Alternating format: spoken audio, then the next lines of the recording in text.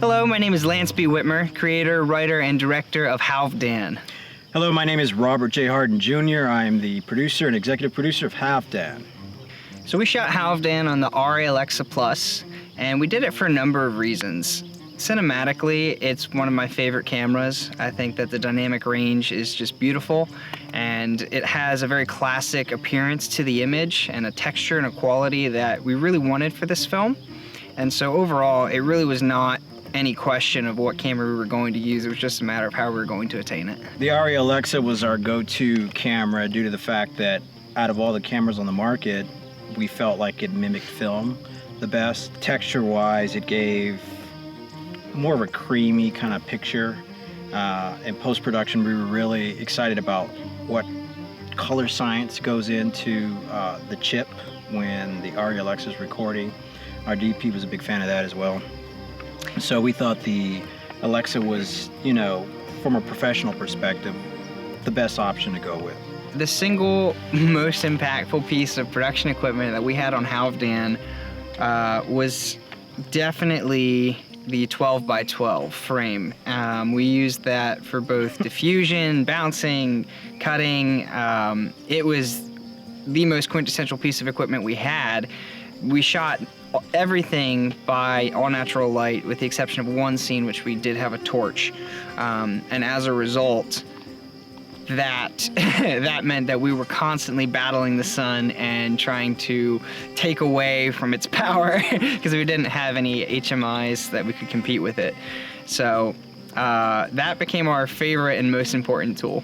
For me, I think the most important tool was our comms. I also ran production management, and our shooting location and our, I guess you could call it the headquarters for all our gear and everything else were almost like a quarter of a mile apart. That's Robert. Hold for Robert really quick. Oh, we can radio him. And so whenever there was any needs or issues, like we had a problem with bees, we were always on those radios to get backup, to get assets, to get whatever we needed. So. Second might have been the trucks and Jeeps with four-wheel drive as we were ripping up and down those dirt roads. Oh yeah, for sure. That was and Rob had his own little ATV that he buzzed around on. That was quite lovely. That was a lot of fun. The producer's whip. So financing was a combination of Lance and I just working our butts off every day and finding the money to put towards the project. We also ran a crowdfunding campaign on Indiegogo, which helped us out. And then we had a lot of just people who fell in and backed us at the right times, especially in post-production. We had about $4,000 that we needed to, cross the finish line with the film. And the lovely Cassie Witmer came through for that one. So, yes. Yeah. There was a lot that went into the creation of this film, and the writing and the production and the post-production. Every phase of it just was very challenging and fulfilling and motivated by different factors all along the way. I think that initially the greatest motivation for this film was to tell a story that's inspiring, to explore some values and some themes that I find deep, challenging, and also themes that it might seem very classic in a sense, but seem to be kind of fading from cinema and fading from the main focus. And it's something that I think culture, society as a whole would do well to continue to ponder and continue to have dialogue on. So setting it in the historical Viking age, that was something I was just passionate and enthusiastic about. And then ultimately to have a story that explored themes of the father-son relationship, honor, valor, justice, those things set in a historical setting, that's ultimately what motivated me to want to make this specific film. So I decided to make this film because I thought it was an interesting opportunity to build a relationship with a hardworking, passionate director, first and foremost.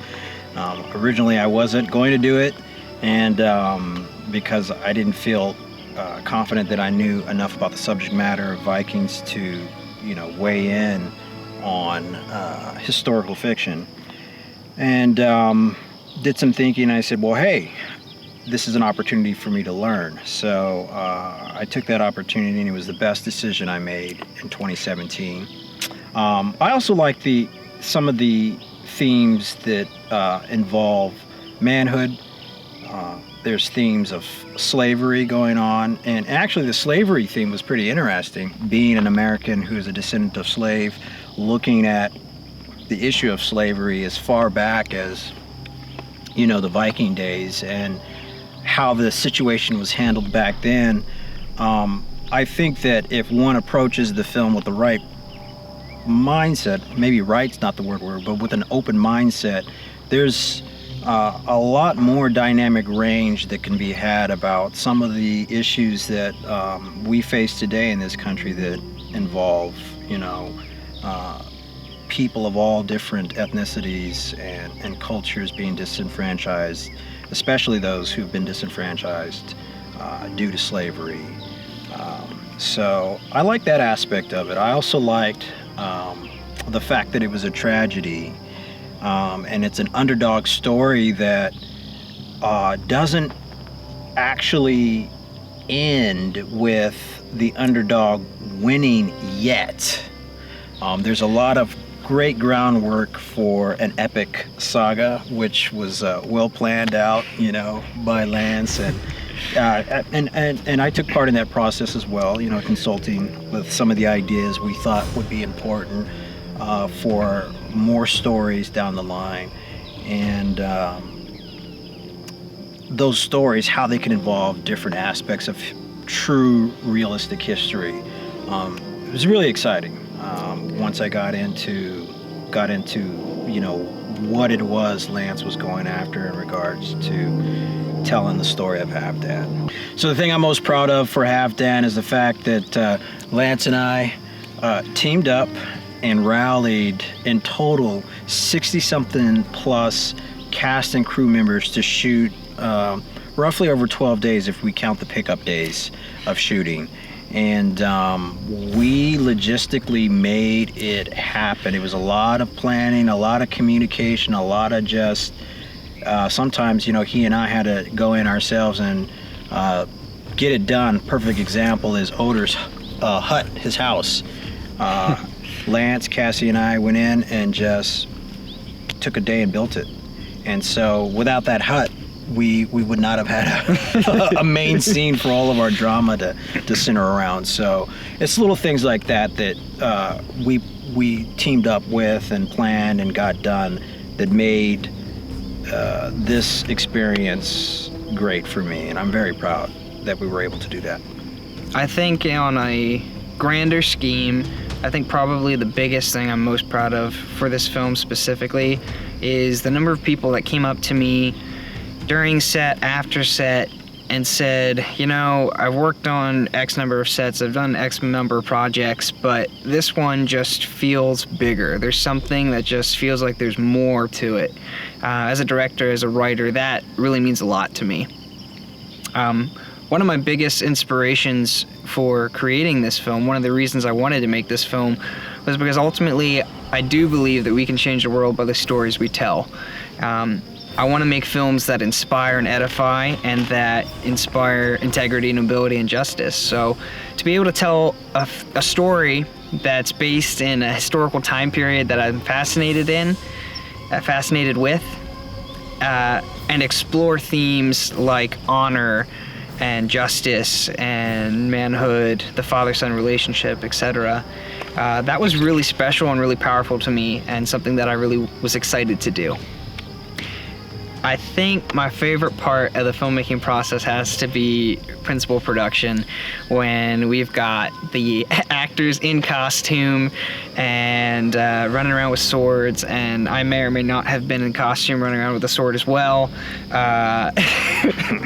May or may not have. Safely, of course.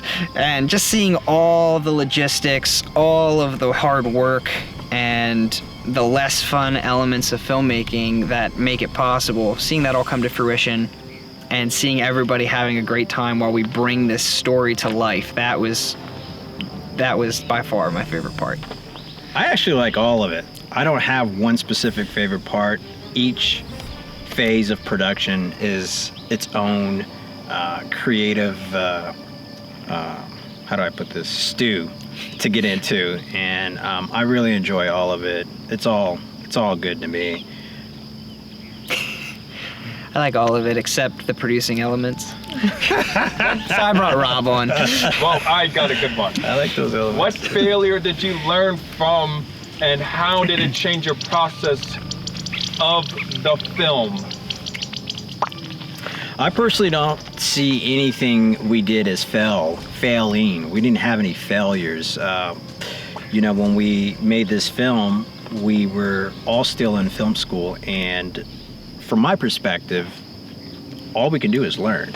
And we took on an amazing task. There were things we knew were going to be challenging. There were things that came up that we didn't know. Perfect example is, we had about halfway through no water.